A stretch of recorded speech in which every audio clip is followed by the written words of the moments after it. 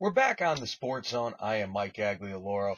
Today we're going to look at a couple notes over the last week in the world of Major League Baseball, starting with Albert Pujols hitting his 500th career home run. And for the first time that I can remember, a big deal was not made about it. You didn't really hear too much. It barely got a passing blip on ESPN and on the Yahoo Sports main page. And a lot of people, probably rightfully so, have gone on record to say that this is probably a result of the steroid era. And to me, that's the obvious answer. But if you look at Pujols' career, this is a man whose claim to fame, and the reason why he probably will be in the Hall of Fame someday, is the consistency he showed over the first 12 years of his career. This is a man for the first 10 seasons of his career had over 100 RBIs and had over 300 batting average every year, first 10 years of his career. For the first 12 years of his career, over 30 home runs a year every season. But the man never hit over 50 home runs in any season. The most home runs he ever hit was 49 home runs in the 2006 season. The picture of consistency is what Albert Pujols always was. 3-time league MVP to prove it.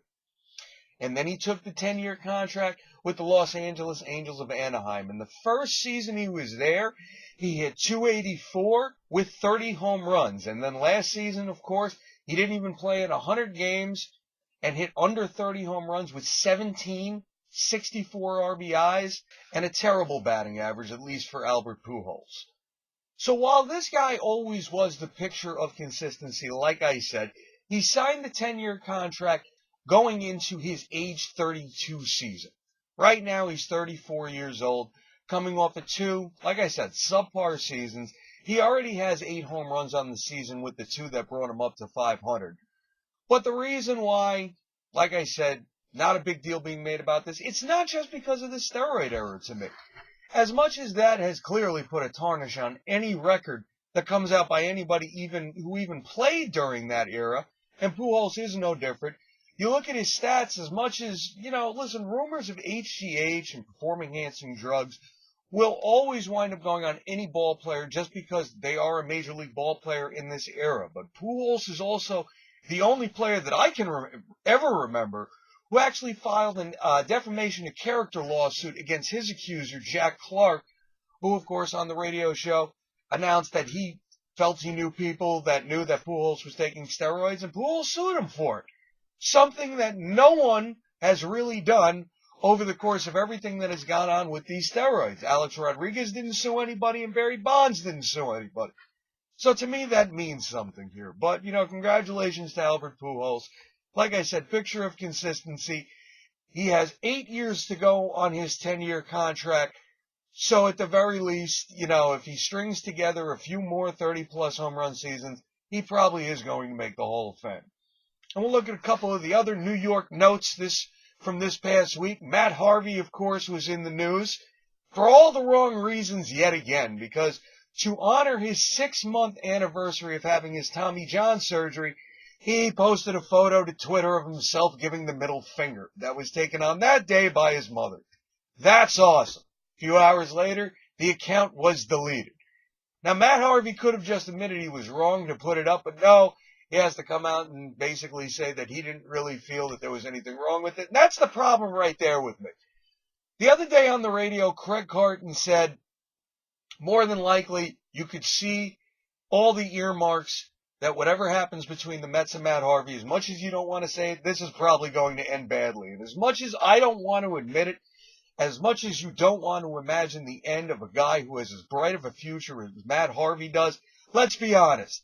With everything he has done over the last few years off the field, as great as he has been on the field, it's taking away from what should be a great career.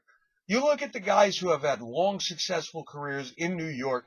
Derek Jeter never had any problems like this. David Wright never did anything like this off the field.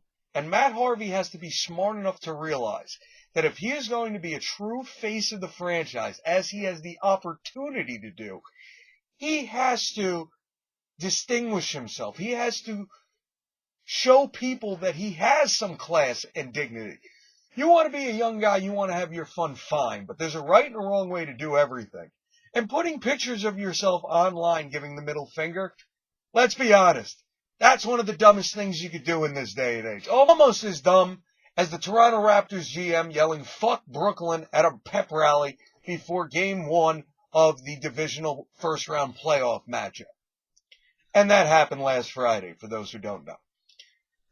So let's hope that Matt Harvey gets his bearings together and is smart enough to figure out this is not the type of behavior that anyone expects from a guy who, by all accounts, should be the face of the Mets franchise.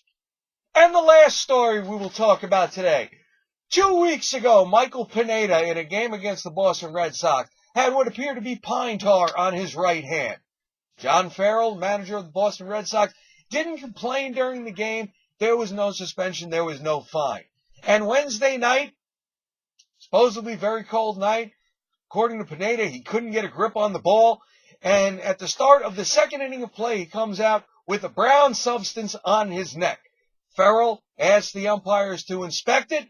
It is discovered to be pine tar. He is thrown out of the game. He has been suspended for 10 games, which translates to 2 game starts for a starting pitcher.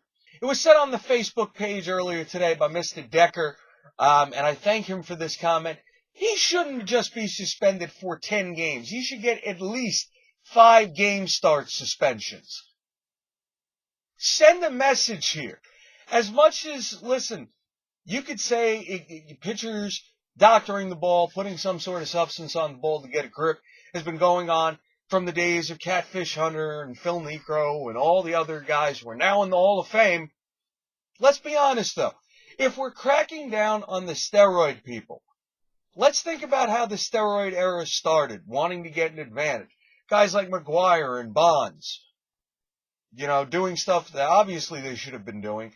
But all this doctoring the ball stuff goes back before that. You don't think they looked at that and said, well, if they could use all those things to try to get a little bit more of a drop on their curveball or get a better grip, what is the harm in me doing it?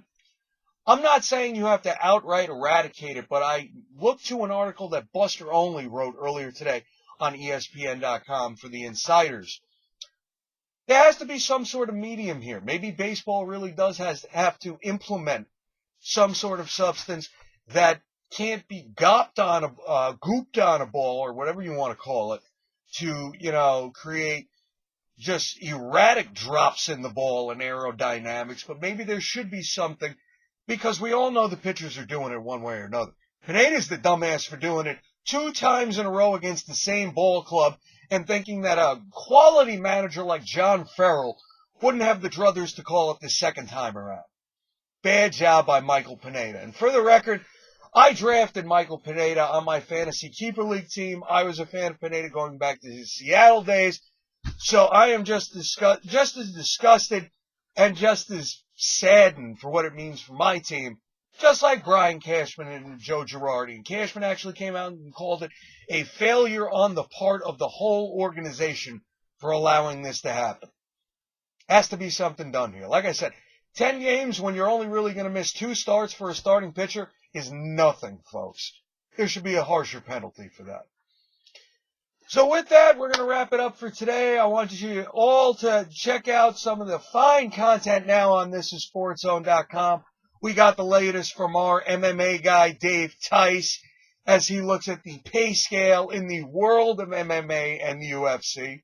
We have the latest from Tom Lembo with the introspective look at the living legend Bernard Hopkins. We have the latest from Jake Dixon's 2014 NFL Draft Preview, as this week he looked at the top 5 tight ends and running backs. And we got more from guys like Jay Rofsky. And, of course, we got George Murphy's look at the 2014 Atlanta Braves. Like us on Facebook. Follow us on Twitter at WeAreSportsZone. Send us any questions and comments you may have. Everybody, thanks again for watching. For This Is Sports Zone, I am Mike Aglialoro. We will see you next time, folks.